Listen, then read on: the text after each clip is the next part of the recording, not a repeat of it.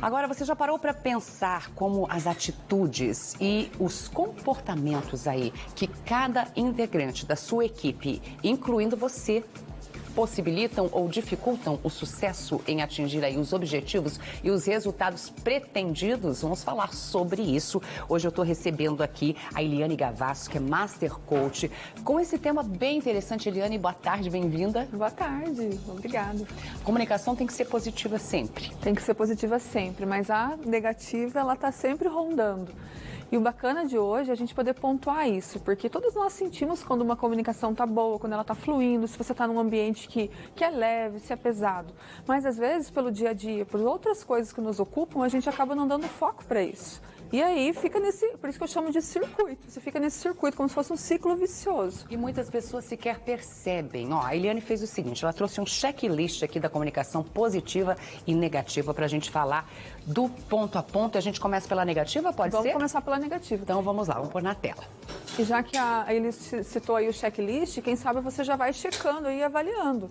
Será que eu me encontro nessa comunicação? Porque às vezes a gente não se dá conta, a gente olha muito o que é o outro. Reclama do outro. A gente olha o outro, mas a gente é nosso jeitão. Como é que eu vou perceber que eu tô, né? Muitas vezes, se eu não tenho conhecimento, eu acabo não me dando conta. Então é importante a gente avaliar pela gente e aí também pela nossa equipe. E de repente você tem alguém em casa aí que fala, mas eu não tenho equipe, mas quem sabe no teu lar aí, se não tem uma galera aí que você está comandando, você está cuidando. Isso não vale só para a empresa, não. Para você em casa, aí, né, no âmbito familiar, às vezes esses comportamentos também aparecem. Também aparecem e vão gerar o reflexo depois da mesma forma, né? Então, o primeiro ponto que a gente colocou ali, a gente começando por esse circuito negativo, o que a gente vai entender? A forma que essa equipe, que essas pessoas se comunicam, ela vai influenciar totalmente nos resultados, como a Eli citou ali no início. Por quê? Porque se eu tenho uma comunicação no circuito negativo, é como se ficasse amassando barro. Eu fico só em volta de problema, vai gerando nas pessoas insatisfação, raiva, frustração, submissão, vão gerando todos esses sentimentos e nenhum desses, se a gente for observar, são sentimentos de resolução ou de ação. Quando a gente fala da positiva, que a gente vai falar no segundo momento, a gente vai ver o quê? Já é uma comunicação mais voltada para resolver. Então, só com essa minha introdução, a gente já consegue compreender qual que é o impacto no crescimento da empresa. E às vezes o líder está lá sofrendo, por exemplo, ali, ó, com comportamento de dominação. Ele está sofrendo com o próprio comportamento dele, porque ele está agindo com dominação, entendendo que essa é a melhor forma de liderar, e não é. Ali tem uma frase que fala assim, ó, não se pode confiar nas pessoas. Então a impressão que ele tem, a visão, a crença que ele tem é de que se ele não estiver controlando, as coisas não vão acontecer. É óbvio que o líder tem o poder de controlar, o dever de controlar. Só que quando se fala de dominação, é um estilo onde ele desqualifica as pessoas, ele acha que só ele que sabe fazer as coisas. E precisa confiar também, né? Exatamente, ele não confia, ele afeta o ser mesmo, né? Ele influencia como a pessoa se considera. Quando eu falo desqualifica, ele acaba vendo só o defeito, então ele critica, então ele domina, ele cria uma situação em volta onde ele vai imperar, onde ele, se eu não estiver aqui, a coisa não vai acontecer. E aí entra pelo domínio. A gente pensando assim, qual que vai ser o reflexo lá no liderado? Será que eu vou ter um liderado proativo, energizado, querendo dar opiniões, participando?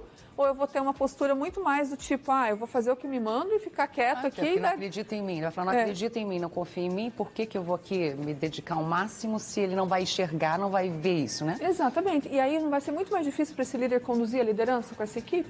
Só que ele não se dá conta. Então, por isso que é bacana a gente ter esse entendimento e poder realmente aplicar. Vamos ao segundo ponto ali, permissividade. Olha, ali já dizia, né? Ok, pode deixar assim mesmo. Então, a permissividade, nossa, eu quero chamar bastante atenção para esse ponto, porque eu acho que sim, que ele fica muito subjetivo lá no ambiente, ele fica muito disfarçado. Porque a permissividade é o quê? Vai acontecendo uma situação e eu vou deixando. Vai acontecendo outra, eu vou deixando. Eu, como líder, eu não pontuo, eu não dou um feedback, eu não posiciono.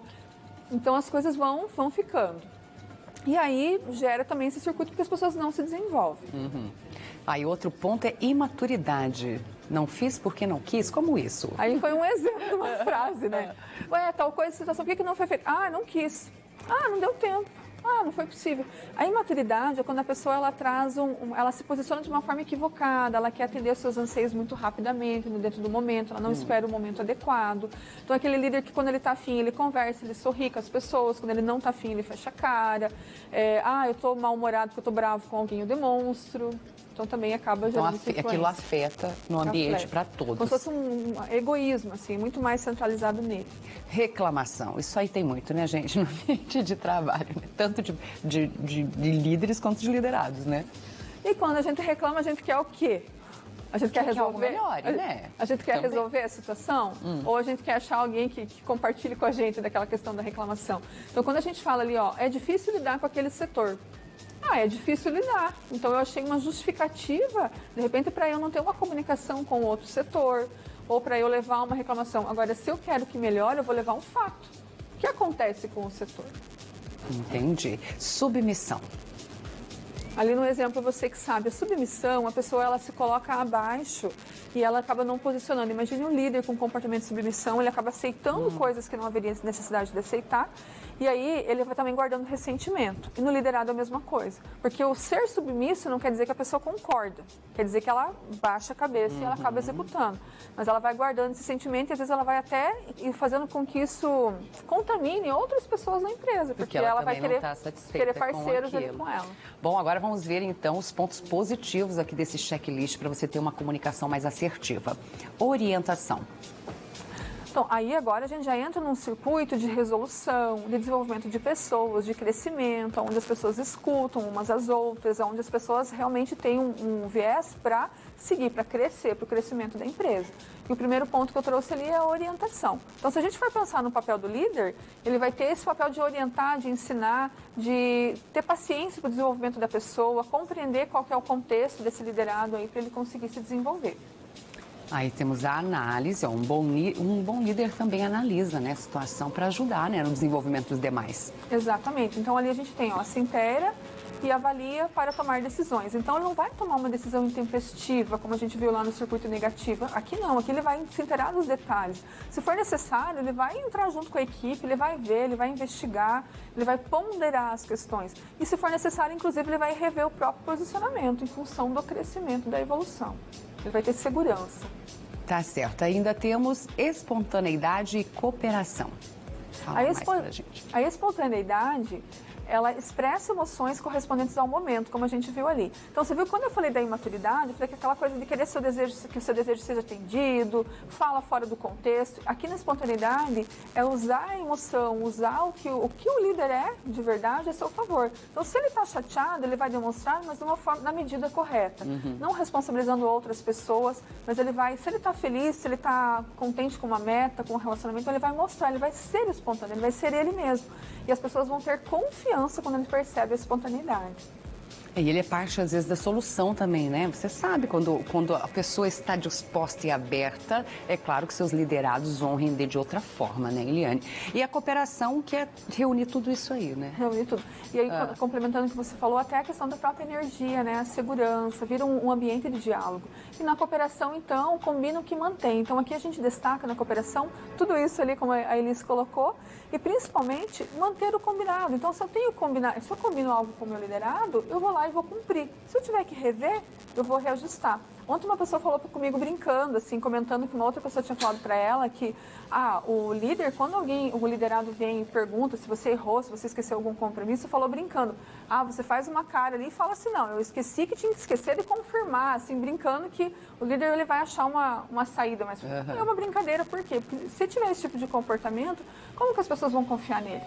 E que segurança que isso vai transmitir? Então, a confiança ela é o elo principal.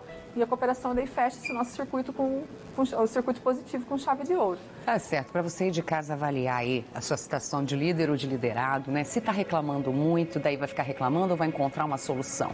Ao invés de levar uma reclamação para o seu líder também, você pode levar uma solução, né? E o líder da mesma forma, né? É parte também do grupo e faz parte ele também encontrar essa solução e ele contribuir, ele demandar, né? Não ficar na dominação, como você falou lá atrás, né, Eliane? Entrar num circuito realmente junto com as pessoas, ele encabeçando, mas entendendo que ele faz parte realmente desse contexto. Que bacana. Quais suas redes sociais para o pessoal acompanhar mais conteúdos?